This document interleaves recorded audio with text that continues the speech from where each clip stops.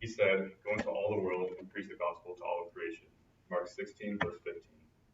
In June of 2017, I was a part of a mission trip that went to Tijuana, Mexico with my grade 9 class. Uh, this mission trip opened my eyes to the reality of life and the gospel. To this day, I'm still trying to understand.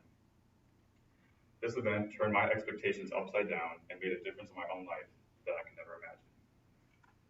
So my classmates and I were assigned with assisting the community in Tijuana, and we also built 3 houses for impoverished families there. So we flew there, we got off the plane, and we were immediately directed to the bus, and it was supposed to take us to where we were supposed to go. So we got to this place. It was a gated camp area. There was a fountain in the middle. There was a full-size soccer pitch, and I was kind of thinking to myself, I'm with all my friends, and I'm like, it kind of feels like vacation. But that short moment of relaxation was over before I knew it. Because the very next day, we began to work. So the very next day, we woke up, and I was informed that we were going to an orphanage first. So we did activities like face painting, balloon animals, and even did a puppet show for a lot of the kids there. Um, and we tried to have a little conversation with a lot of the kids, but all we knew was like "Hola, cómo estás?" and try to give them a fist bump or a handshake, and it was enough to put a smile on their face, which was what we planned to do there. Next, we went to a homeless shelter, and this is where my true growth really began, in my opinion. Um, so we got off the bus and we were bringing supplies like water and food for them there. And as soon as I stepped off the bus, this horrible stench began to hit me, and I was kind of thinking, what is this? I came to realize that a lot of the people there had mental and physical disabilities, and they were unable to use a bathroom on their own, so they had to result in kind of going wherever they could, which opened my eyes. And the whole environment, personally, was very depressing. A lot of people seemed lifeless and didn't really have a will to live. And the one thing that stood out to me was one man who was laying on this little cement pad. Um, from his leg down, his whole leg was rotting off, and there was flies flying all over him. And it was pretty traumatic for me as a 14-year-old to see, kind of just coming from an upper class family, just not seeing that on a day-to-day basis. And that really hit me fairly hard and made me realize that this is reality for a lot of people, and that I should never take my own life for granted. My next task was to build homes for the families, which was what I was there for.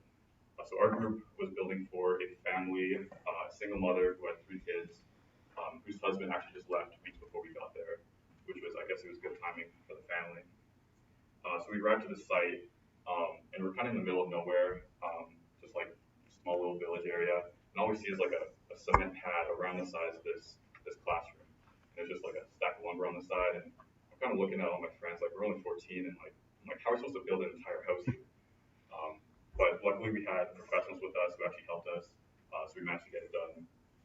But during the process, a lot of the neighboring kids and some of the other families came to watch, and we'd give them food and other like small toys and whatnot, and they seemed so appreciative for what they had, and it made them so happy, which kind of made me think we take the simplest things for life and granted, and just like a toy or food made them so happy.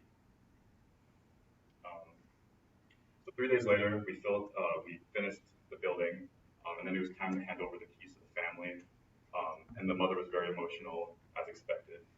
And like I said, the size of the house is probably a little smaller than this room here, which would be very insignificant for us if we grew up in a house like that. But to them, to have a roof over their head and a lock on the doors, it meant everything to them. During this trip, I was not prepared to see how challenging life was for others in Tijuana. Although they had so little, they were so happy for some reason, which didn't make sense to me. I couldn't connect their smallest amount of material possessions to how happy they were. So I kind of came into this whole trip with a preconceived notion that happiness and wealth went hand in hand, which in reality it doesn't. I was happy to minister all the children and the families there, but at the same time, I felt so guilty for the stuff that I had back home. I knew God was working within them, but I didn't know if He'd be making such an impact in my own life. I think the Lord really opened my eyes and softened my heart for the children there. Because as I returned home, I began volunteering for my church in small groups from kids up to the ages of 10 or 11, um, which it was a really direct impact on me. Overall, God has blessed me with a wonderful family and household, and it's been 4 years since I've been on this trip, and I really thank God use this trip to help me become a better person. I also think he helped me understand that verse better. Mark 16, verse 15. Maybe, just maybe, in that verse, it is addressing me as the recipient of the gospel. Maybe Jesus told his disciples to preach the gospel to all of creation for their own development rather than others. Maybe it is our own selflessness that we think this verse is focused on other needs for the gospel instead of ourselves. Maybe. What do you think? I was just a little nervous coming up here, but I think it went okay. I think you did pretty good. I'm not sure if I was walking in a weird way. Your walking was pretty good. I mean, as long as you take your time and you don't rush it. When people rush it, that's when they look like an animal in a cage. But you took your time with it, and that was good. You did really, really well with that. Introduction's good. You do have a filler that you use pretty consistently. And the reason I'm bringing that up is because I don't want you to think about it, because if you do, it'll get worse. But be aware of it and just understand that when you have silence in between thoughts, you don't have to have that to work with. Eye contact. Watch your eyes when you watch this. When you finish a thought, look where your eyes are going, because you're finishing a thought, saying it looking down, when that ought to be, that point you want to make looking up. Then you go down when you finish the thought. And that's something I want you to think about. The conclusion, I missed. I didn't get the transition. I got the major points. And the twist is it's getting there.